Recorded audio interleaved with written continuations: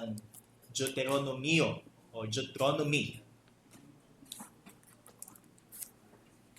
Aklat ng Deuteronomy or Deuteronomio, Kabanata 6, chapter 6, verses 4 to 9. Ito po ang ating passage. Pwede po nating pag-aralan, mga kapatid. Sige po, tayo po sandaling magsitayo para po sa pagbasa. Sa Tagalog ko po babasahin. Pagkatapos tayo po'y mananalangin. Ang sabi po rito, salita po ng Panginoon, "Pakinggan mo, O Israel, si Yahweh na ating Diyos, ang tanging Yahweh. Ibigin mo si Yahweh na iyong Diyos ng buong puso, buong kaluluwa at buong lakas. Ang mga utos niya ay itanim ninyo sa inyong puso. Ituro ninyo ito sa inyong mga anak. Pag-aralan ninyo ito sa inyong tahanan, sa inyong paglalakbay, sa inyong pagtulog sa gabi, at sa inyong pagbangon sa umaga. Ipulupot ninyo ito sa inyong mga kamay bilang tanda. Itali sa inyong noo. Isulat sa mga hamba ng pintuan ng inyong bahay at mga tarangkahan." Salamat po, pugin po Panginoon, sa pagbasa ng kanyang salita tayo may manalangin. Salamat po muli, O Diyos, sa pagkakataong ito na minsan pa'y makapakinig kami ng inyong pong salita. Ito ho'y bahagi ng inyong pong kagandahang loob at patuloy na namin kinagagalak ang sandaling ito. At ito'y muling pagkakataon po namin upang mapalakas kami sa aming buhay pananampalataya at ma-direct po kami sa pamumuhay na naaayon po sa iyong kalooban bilang paghahanda para po sa panibagong linggo na ipagkakaloob po ninyo sa amin. Kaya Ama, muli po kaming humihiling sa iyo, nawa po ay hindi po kami ma-distract na anumang pwedeng gamitin ng kaaway upang kami po ay hindi maging attentive sa inyong pong salita. Even po ang inyong pong tagapagsalita, O Diyos, ay gamitin niyo po lamang na instrumento at itago po sa likod ng inyong pong kabanalan at patuloy lamang na ikaw po ang mabigyan ko ng glory, Panginoon, sa pagbabahayag po ng inyong pong salita. Salamat po, purihin ka, Ama, sa pangalan ng iyong pong anak na si Jesus. Amen at amen. Makakaupo na po tayong lahat at purihin po ang Panginoon. So, our theme is about passing on our spiritual legacy. So, nakatatak na ho sa ating kaisipan at nakatahina sa ating kultura na bilang isang older generation, meron po tayong responsibility sa ating mas nakababatang henerasyon. So, younger generation. And sadly, ang nakikita ho natin sa henerasyon ngayon ay mas lalo silang nagiging drifted away mula po sa katotohanan ng Diyos. Mas napapariwara na sila. Yan, kasi kung paano po hubugin ng mundong ito at ng kaaway ang kanilang mga kaisipan at ang kanilang pananaw sa buhay, ay ito yung mas nakababahala para po sa atin. Kaya ang obligasyon po natin bilang mga anak ng Panginoon na tayo ho ay binigyan ng mga supling at binigyan po tayo ng mga taong ating pagsisilbihan at pagmiministeryuhan, ay sikapin ho nating sila ho ay patuloy nating madala. Patuloy nating ilapit sa Panginoon. So hindi sila mapariwara ng tuloy-tuloy sa kanilang buhay. Kaya ang ating pong objective dito is to establish a faithful generation of believers by God's grace in this time of unrighteousness and ungodliness. So, obviously, nabubuhay tayo sa tinatawag nating ungodly times. So, ito yung panahon talaga na ang tao wala nang takot sa Panginoon, sa kanyang ginagawa. Lantaran na niyang ipinakikita ang kanyang kasalanan. At ito naman ay sinusuportahan o kinakatigan ng iba't ibang mga sektor at ng iba't ibang mga tao. May impluwensyang tao pa. Diba? Pero para sa atin, ang mga anak ng Diyos, ito ay isang nakababahalang bagay na tayo ho ay pinapaalalahanan na ating bigyan ng babala at sila ho ay ating turuan ng katotohanan po ng Panginoon. So last time, ang ating pong pinag-aralan is about the principles in passing on our spiritual legacy. Ano po yung ating po pwedeng maging spiritual na pamana sa ating mga anak? Unang-una ay yung ating pananampalataya, the confession of our faith. So, gaano na natin kakilala ang Diyos na ating sinasamba? Sana ho, sabi nga, kung tayo hinarito sa panambahang ito, it's because yung ating pagkakilala sa Diyos is intimate. Hindi ho ito yung dahil naniniwala ka lang na mayroong Diyos na umiiral. Hindi ka lang naniniwala na may Diyos na lumikha ng langit at ng lupa. Kundi ang Diyos na iyong pinaglilingkuran, kinakaharap sa oras ng iyong pagsamba, ay personal mong kilala. Amen po ba? Kilala mo bang personal ang Diyos sa iyong buhay? Okay? Hindi lang tayo nakaupo rito dahil just only to be educated. Ma-educate po tayo about the Word of God, about Christ. But tayo ho ay may ugnayang personal sa Kanya. At ito rin po ang ating naituturo sa ating mga anak. Ganito anak, ang may relasyon sa Panginoon. Kumbaga meron tayong demonstration kung paano ba tayo mamuhay bilang anak ng Diyos. Ikalawa is commitment and affection for God, yung ating pagmamahal at yung pagtatalaga ng buhay sa Diyos. Kaya nga, sabi ko dito sa verse 5, you shall love the Lord with all your heart, with all your soul, and with all your mind, or with all your strength. So, buong pagkatao. So, the totality of your being must be given or presented to God. Hindi lang yung portion ng iyong buhay lang iyong ilalaan para sa Diyos. Kasi ibinigay na ng Panginoon sa atin tayo po ibinigay ng Panginoon ng pagkakataon at sandali para naman sa ibang bagay. So yung ating kabalahan for the whole week. So meron tayong 6 na araw. Di ba? So 5 days trabaho. Yung araw ng Sabado, so nailalaan po natin sa pamilya natin. Nailalaan po natin sa ating relaxation. Para bang pinaka-day off na natin yon. Sana yung araw ng linggo ay ating ibinibigay 100% sa Panginoon.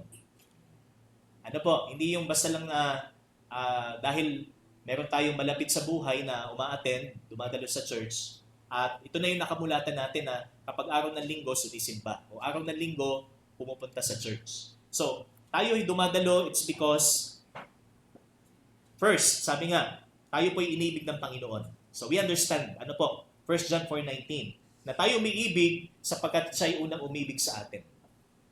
We understand the love of God.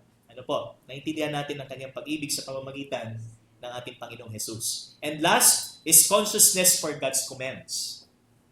So gaano tayo ka-concern sa mga salita ng Diyos o sa mga utos ng Panginoon sa atin? So gaano tayo ka-attentive pakinggan ang salita ng Panginoon at gaano tayo ka-eager na ito ho ay ilapat sa buhay natin. Kasi madali lang na ito yung aming mensahe, ito yung napakinggan namin nung Sunday. Ano na yung gagawin natin? Isasara na natin parang libro lang. At itatabi na natin. So ganun ba yon? Of course. Kaya nga, sabi nga, of course hindi. Kaya sabi po ng Psalm 119, your word, ang iyong salita ay aking ikikintal sa aking puso. So itatago ko sa aking puso upang hindi magkasala laban sa iyo. Di ba? So sana nandun yung sense of fear natin na ma-offend natin ng Diyos sa lahat ng ating pupwedeng gawin. O sa bawat ginagawa po natin. Nandun lagi yung sense of fear na sana sa bagay na ito o sa bahaging ito, hindi ko ma-offend ang aking Diyos. Pwede itong maging offense sa ibang tao na hindi nakakilala sa Diyos, pero huwag tayong maka-offend sa Panginoon. Okay? Kaya yun yung tinatawag nating consciousness sa Panginoon. Sa kanyang salita. Kaya, leaving a lasting spiritual legacy to the next generation of believers is defined by our faith, yung ating pananampalataya sa Panginoon, our love for God, yung ating pagmamahal, at ang ating katapatang sumunod sa Panginoon. Our faith, our love, and obedience. Yung pagsunod natin. At hindi lang po ito, mga kapatid, ang makikita po natin sa passage. As we continue from verse 7, nasabi po dito, ituro ninyo ito sa inyong mga anak. So not only that we are a principled Christian, okay, We are principled Christian through sa pamamagitan ng ating pananampalataya, pag-ibig, at ng ating obedience. Kundi, meron po tayong obligasyon na dapat gampanan para sa ating mga anak o sa mga mas nakababata nating henerasyon. So, ang sabi po dito sa verse 7, ituro ninyo ito sa inyong mga anak, pag-aralan ninyo ito sa inyong tahanan, sa inyong paglalakbay, sa inyong pagtulog sa gabi, at sa inyong pagbangon sa umaga. So, hindi lang yung saklaw ng ating pakikinig ng salita ay hanggang dito lamang sa ating pagtitipon. Hindi lang kapag Sunday worship lang mo tayo mag-aaral, hanggang doon lang yung application. Walang application actually yon. There's no application at all kapag ganun ang ating position. Pero ang sabi po dito is teach them. So teach them diligently. Okay? Kaya yung ating second point, dadako po tayo doon sa tinatawag nating practices for passing on our spiritual legacy. So speaking of a parent or being a parent, so tayo po yung responsible sa kinabukasan ng ating mga anak. And we assure na ang kanilang magiging future ay magiging mabuti para sa kanila. So yung stability ng kanilang finances. So may mga parents na nag-iimpok para sa future ng kanilang anak kasi sinisigurado nila ano man ang mangyari may maiiwan. May mapagkukunan. Or meron tayong tinatawag nating insurance. So kumuha tayo ng insurance para sa mga anak. Sa pag-aaral nila, yung mga plans, educational plans. Okay? So we assure their stability once we depart in this world and we try our best to make it as far as we can. So hanggang kaya po natin bilang magulang, bilang obligasyon natin sila, so sinisikap po natin na maibigay ito sa kanila sa tulong at biyaya po ng Panginoon. Pero sa spiritual na bahagi ho ba, meron ba tayong ganoong kaparehong sense or ganoong kaparehong damdamin na ina-assure din ba natin na sila sa kanilang hinaharap ay magkakaroon din sila ng pagkatakot sa Diyos, mamahalin din nila ang Diyos na ating minamahal, at susundin nila ang Diyos kagaya ng pagsunod natin sa Panginoon. Meron din ba tayong ganong sense para sa kanila? Kapag sila'y lumaki na, kapag sila'y nagkapamilya na, kapag sila ay, let's say, naging professional na, meron ba tayong ganong klaseng pag-iisip at outlook para sa kanila? Kaya ito po yung ating second point. Titingnan po natin from verse 7, and these are the practices for passing on. So, bilang isang magulang, meron tayong gustong ipamana sa anak natin, pero sana sa spiritual na bahagi, meron din tayong kumbaga sinisik na magandang pamana sa ating spiritual na buhay para sa ating mga anak. So first, sabi po dito, here are the ways according to the scripture in order to passing on or to pass on our spiritual legacy to our younger loved ones. Ang sabi po dito sa verse 7, ituro ninyo. So first, ituro natin. Teach. Okay? And ang ating first John is, yung ating subpoint is an incisive teaching of God's Word. So, pag sinabi po nating incisive teaching, hindi lang mo yan basta instruction na kagaya ng academics. Tinuturo ng teacher sa estudyante. So, simply as that. Hindi ho ganon yung tinatawag nating incisive teaching. Kasi yung salitang teach diligently sa Hebrew po is an intensive stem. O tinatawag po nating PL, stem. And it has the meaning, so yung kahulugan ng salitang teach, diligent teaching here is repeating o pag-uulit-ulit and reciting. Yan. Inuulit-ulit at kumbaga binabalik-balikan yung salita ng Panginoon para sa mga anak. Kaya pag may time po na ang anak po natin ay nangungulit sa atin, yan, kagaya ng sabi nga, na-experience ko yan. Kay Mikey.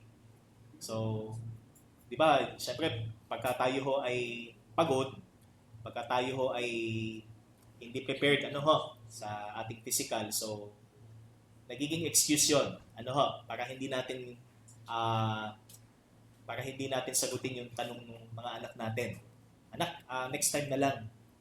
Okay? O di kaya ay saka na lang natin pag-usapan. Yan.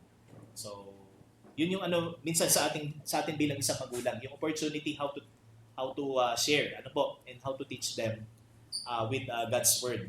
So, yung salitang incisive, is a sharp and penetrating instruction. So, yung bagay na talagang para sa yung sinasabi ko sa Hebrews chapter 4, verse 12. Yan. Piercing. Kumbaga ito'y tumutusok katulad ng isang palaso o ng isang balaraw sa kasukasuan, kaisipan, at puso. So yun yung idea ng salitang teach. Teaching them diligently. So, it implies a sharp and penetrating instruction. Yung talagang magmamarka sa kanila. Kaya nga yung word na incision, So, nababanggit yung salitang incision kapag may surgery. So, which means merong inaalis. Hinihiwa. Yan. So, yun yung idea ng salitang incisive. Nakakasugat siya, masakit siya, pero hindi niya makakalimutan.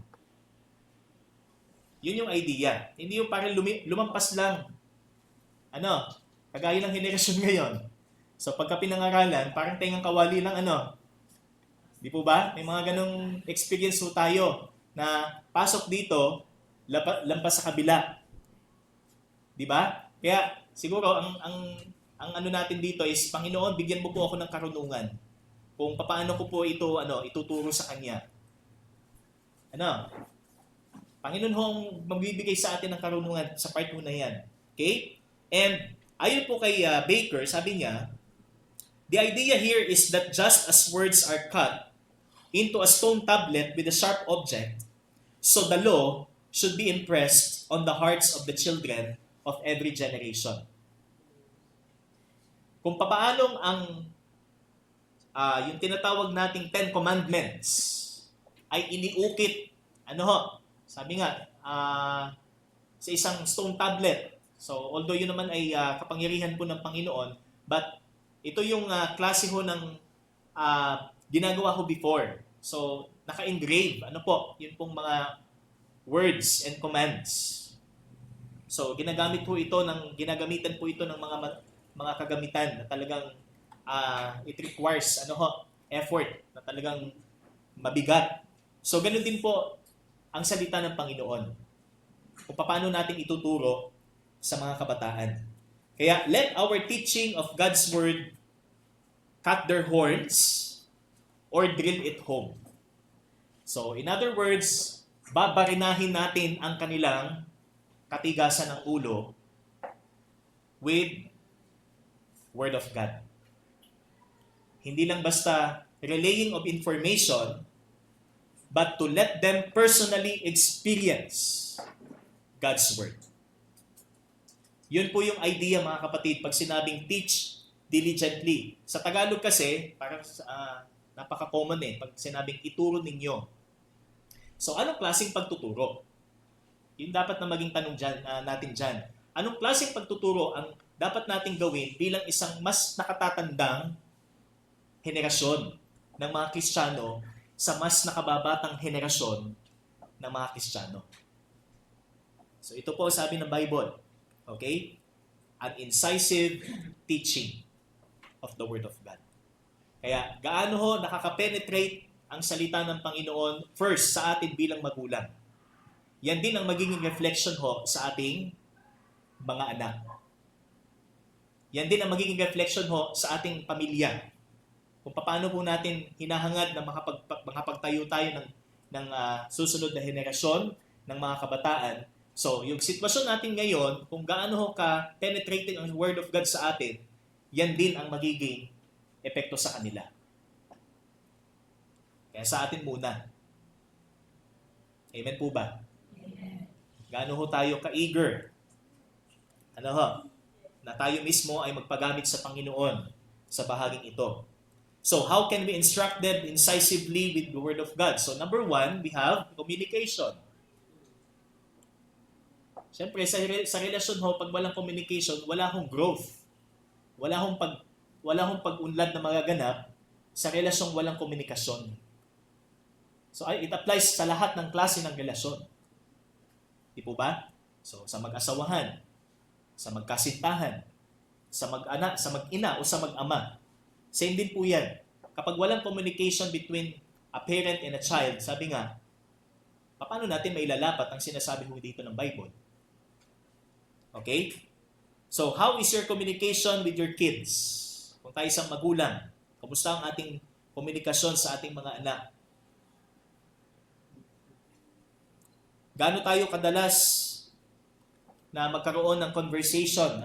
So, how often we talk to them about certain things, especially about spiritual things. It is the parent who must take the initiative because you are the one who have been given the authority to do so.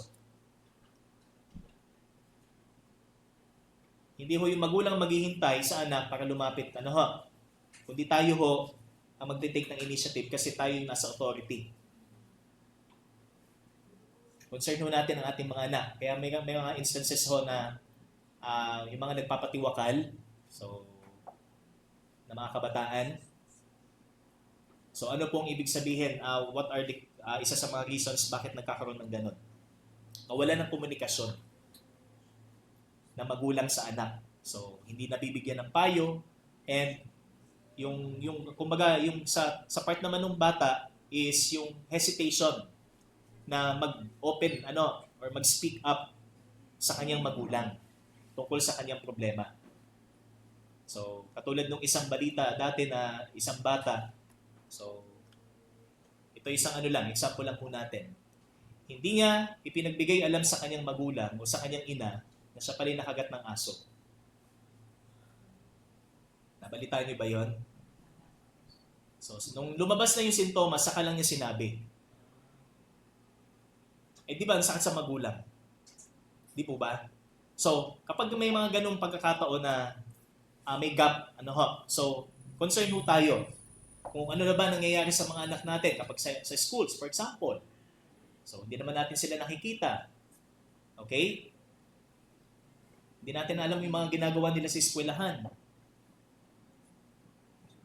So, yun po yung isa sa mga concern po natin. Okay? Kaya, a silent home does not mean good at all.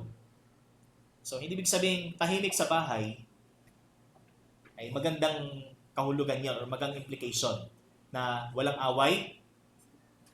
So, hindi porket walang away, masayang tahanan po yun. Sabi nga, sa isang banda ay maganda siya, pero it doesn't mean na qualitatively maganda siya. So, may instances talaga na magkaroon ho ng mga away, pero it doesn't mean na puro away. Okay? Kundi ang isang tahanang masaya, isang tahanang Kristiyano ho, so normal ho na magkaroon ng mga, let's say, pagtatalo. But as much as possible, meron po tayong communication.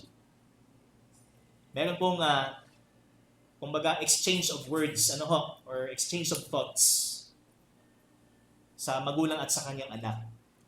Kasi kung hindi natin exercise po yan, ay nakakalungkot po ang magiging consequence. Nakalulungkot, mga kapatid.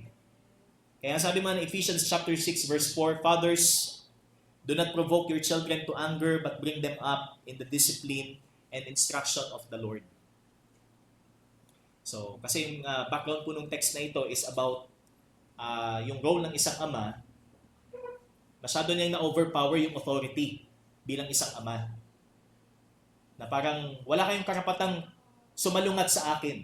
Yan. Yun yung image na nakikita ng mga bata noong panahon na yon, na masyadong ang ama, masyadong dictator. Yan, authoritarian. Na ako ang batas. Hindi kayo pwedeng sumalungat. Parang kang komunista, no? So, hindi ganon. Kasi sabi mo dito, do not provoke your children to anger. So, ikaw ay maging modelo sa iyong mga anak. Yun po yung first na makikita mo natin dyan. Do not provoke or do not exasperate your children. Huwag mong ibuyo ang iyong mga anak sa pagkapuot. Kaya hindi ho lahat ng may puot ng mga henerasyon ngayon na kababata is marahil dahil po dito, may problema sa bahay, di ba? But ito yung isa sa dahilan. Ano ho? Yung kawalan ng magandang relasyon sa loob ng tahanan. Subalit, sabi dito, dalhin natin, sabi nga, bring them up in the discipline and instruction of the Lord. Sa pagtuturo ng Panginoon natin sila turuan. Amen? Mga kapatid, kaya again, kumusta ho ang ating komunikasyon sa isa't isa? Ano ho? Ama sa anak, ina sa anak. Ano po? So that is number 1, communication, and then number 2, conversation. Siyempre, wala namang conversation kung walang communication. Ano? Otherwise, estranghero tayo sa isa't isa. Ano po? Pero ang ibig sabihin po dito is, God's Word must be the subject of our conversation. Kaya, an incisive teaching includes our conversation, which is that God must be the subject, or the Word of God must be the subject of our conversation. So, kailan? So, ang sabi po ng verse 7, balikan po natin, when you sit in your house, when you walk by the way, when you lie down, and when you rise up. So, ano po ibig sabihin nung sinabi po dito, when you sit? Okay? Habang tayo nakaupo sa ating mga tahanan, ano bang karaniwang ginagawa ho natin pag nakaupo sa bahay? Ano bang karaniwang sitwasyon? Kasi wala naman tayong ginagawa pag nakaupo lang, di ba? Malibang may hawak tayong gadget. Yun na yung nakikita natin ngayon. Pag nakaupo sa bahay, may hawak na gadget. Ano? Regardless of kung saan generation siya kabilang. So, yun yung karaniwang nakikita natin ngayon sa mga bahay. May hawak na gadget, nakaupo, nakataas ang paa. Tama? Oh. Mapa sa lamesa, habang kumakain, mapa sa sopa, okay? Kahit nakabukas ang telebisyon, ay may gadget pang hawak eh. Oh. Sayang ang kuryente. Ano po? So when you sit in your house, habang nakaupo ka, so when you sit in your house, this is when all the members eat. So ito yung gathering na kung saan ay sama-sama kayong kumakain. And at the same time, assimilate the Word of God. So pwedeng habang kumakain, yung tinatawag nating kainang yung as a family. Yan ba'y nangyayari pa ba sa atin? Sa mga tahanan po natin? Pastor, ang aming ganito yung nasa ibang bansa eh. At least yung kung sino yung nandun sa inyong tahanan, may ganun pa rin ba sa atin? Kasi ito yung part ng ating pagka-Pilipino eh. Na kapag oras ng kainan, sama-sama. But sa ating spiritual, sa bahaging spiritual po, so kapag ganito, sama-sama ho tayong kumakain, ating bang nagiging subject sa ating usapan ang mga spiritual na bagay? O ang lagi pa nating napag-uusapan ay mga nakatatawang bagay? Ano po? Maybe in dinner time or simple sit time with your kids or even a family devotion. So ito yung tinatawag natin when you sit in your house. Yes, it's your time to relax, But even your time of relaxation, sabi nga, pwedeng gamitin ng Diyos upang magkaroon tayo ng magandang komunikasyon sa ating mga anak. At may pamana natin sa kanila ang dapat na may pamana natin bilang anak ng Diyos. And when you walk by the way, so it means everywhere. Hindi ibig sabihin enclosed lang yung application or yung paglalapat natin patungkol ho dito is nakakonfine lang ho tayo sa bahay. Pero sa labas, wala. Sabi ho dito, pag sinabing when you walk by the way, it means everywhere and in our everyday actions. Sa lahat ng ating ginagawa at kahit saan. In all places, applicable ho ang salita ho ng Diyos. Teaching our kids with the Word of God paves the way to let them feel and know that they are secured with His protection. So, yung pagtuturo natin naman is not just dun sa mismong panahon na tinuturuan po natin sila. Kundi ano yung magiging impact nito sa kanila. Paano nila tatanggapin at i-apply ang salita ng Panginoon kapag sila ay nasa labas na. Kasi hindi naman pwedeng halimbawa, huwag ka na lumabas ng bahay. May ganyan naman klaseng magulang na overprotective sa kanyang anak na huwag kang huwag kang mamamasyal kahit saan diyan ka lang sa bakuran. Kasi pag lumabas ka, kung sino-sino pang makakausap mo dyan, kung sino-sino pang makakasalamuhan mo dyan, pwede ka pang maimpluwensyahan. Okay? Yung magulang na overprotective naman masyado na halos ikulong na niya ang kanyang mga anak sa loob ng bahay. Actually, may nangyayari pong ganyan. Kaya nawala na yung socialization ng mga bata. Naapektuhan yung kanilang social skills. Yung halubilo o pakikihalubilo sa kapwa. Okay? So, to let them feel and know that they are secured with God. Siyempre, it's part of our role. Sabi nga, role natin bilang magulang, turuan sila ang salita ng Panginoon at ito ang salita ng Panginoon. May pangako ang Panginoon. Iingatan ka ng Panginoon kahit saan ka makarating. Yan. Basta ikay manalangin sa Panginoon. So, just sabi nga, katulad ho noon. And then when you lie down and rise up, it means whether you are busy or at rest. Ikaw man ay nasa gitna ng kaabalahan o ikaw man ay namamahinga dahil sa pagod. Yun yung sinabi ko dyan, na time pa rin ho natin yan upang turuan ang ating mga anak. At nakalulungkot po na may mga magulang, hinahadlangan nila ang kanilang mga anak na sila'y kausapin kapag sila'y nasa gitna ng kaabalahan. Pero ito ho ang sabi ng Bible. Okay? When you rise up and when you lie down. So, bago matulog, pagkagising sa umaga. Ito ang maging pundasyon ho ng bawat tahanan sa atin. Amen? Amen. So, number 1, again, so we have communication. It's very important, mga kapatid. And conversation. So, hindi lang constant or consistent yung ating communication. Hindi lang yung simpleng kumustahan lang ang nagagawa ho natin sa mga anak natin. But conversation as well. Sinisik ho natin yung time na makausap sila, masinsinan, ano ang kanilang buhay, ano ang ginagawa nila sa labas. Baka ganito na ang ginagawa mo Okay? So, ganun po ang sitwasyon dito. Proverbs 6:22. When you walk, they will lead you. When you lie down, they will watch over you. And when you awake, they will talk with you. For the commandment is a lamp, and the teaching a light, and the reproofs of discipline are the way of life. So kung gagampanan po natin, ang sinabi ko ng salita ng Panginoon bilang isang magulang, turuan natin ang ating mga anak ng salita ng Panginoon, ito'y kanilang magiging gabay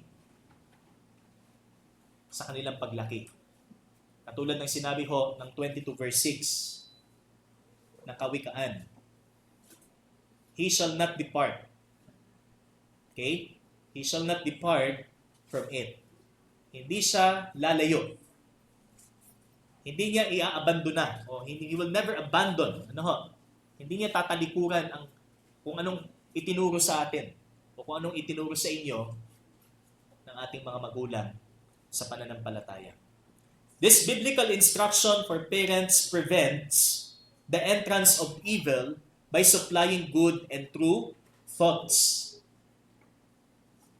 So ito yung kagandahan kapag sinisik po natin ang bawat sandali ay mabigyan po natin ng puwang para mapaalalahanan ang ating pong mga anak, turuan ang katotohanan ng Biblia is supplying good and true thoughts even when they are, sabi nga, bago sila humiga sa kanilang mga higaan. Kaya ang tanong mo dito, what is your final thought that you share to your children before bedtime or before lying down to bed? What is your final thought? Ano yung huling na share mo sa iyong mga anak bago tayo magsitulog? O pwede kasi halimbawa, ang huli nating sinishare is yung movie na pinanood natin na irrelevant sa Bible. So, meron tayong wisdom kung paano natin ito i-regulate din. Okay? Pwede namang may ganong tayong gawi, pero meron tayong karunungan kung paano po natin i-regulate ito sa spiritual. Okay? Kaya, what is your final thought that you share? Baka naman sabihin mo sa mga anak mo bago matulog, saka mamaya, ay manlalabas. Ano? O saka mamaya, pagtulog ka, may biglang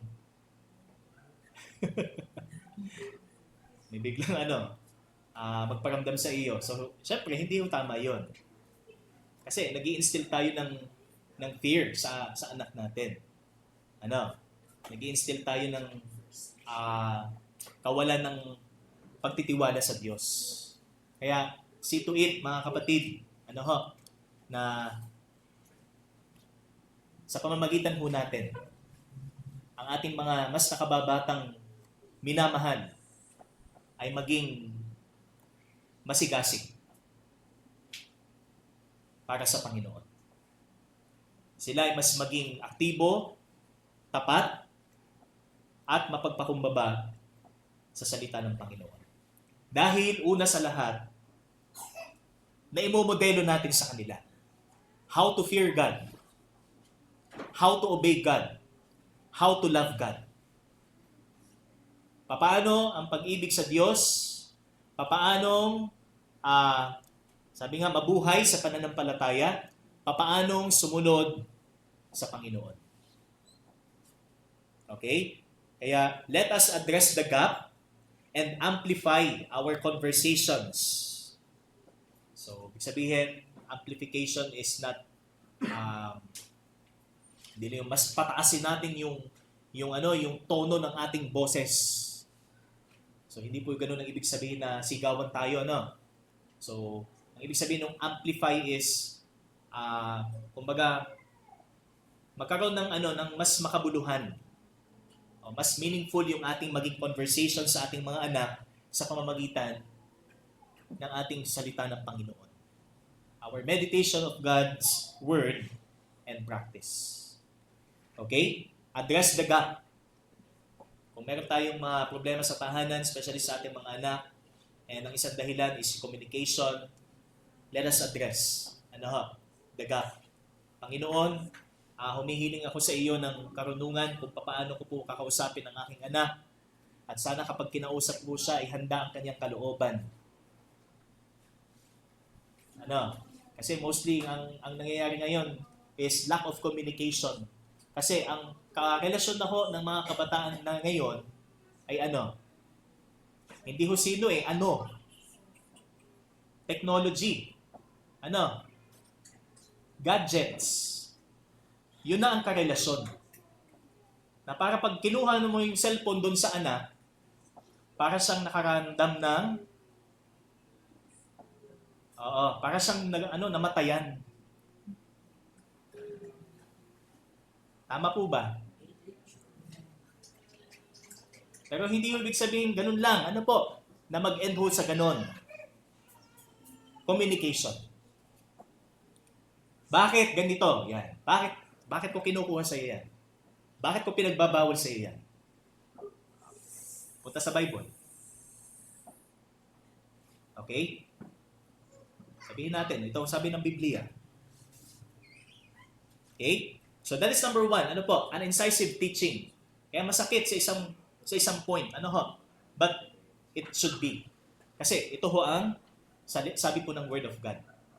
Kaya next po, so sa next Sunday na po ito is an indefatigable loyalty for God's Word. So medyo technical yung ano natin, indefatigable. Pag sinabi kong indefatigable is walang, kumbaga steadfast. Okay? Steadfast yung ating katapatan sa salita ng Diyos. So yan po ay sa verses 8 and 9 at ito po ay sa susunod na linggo mga kapatid. Okay? So muli, habang tayo ay buhay pa, obligasyon nun natin ang mga kabataang malapit sa atin at ang kabataan sa pangkalahatan.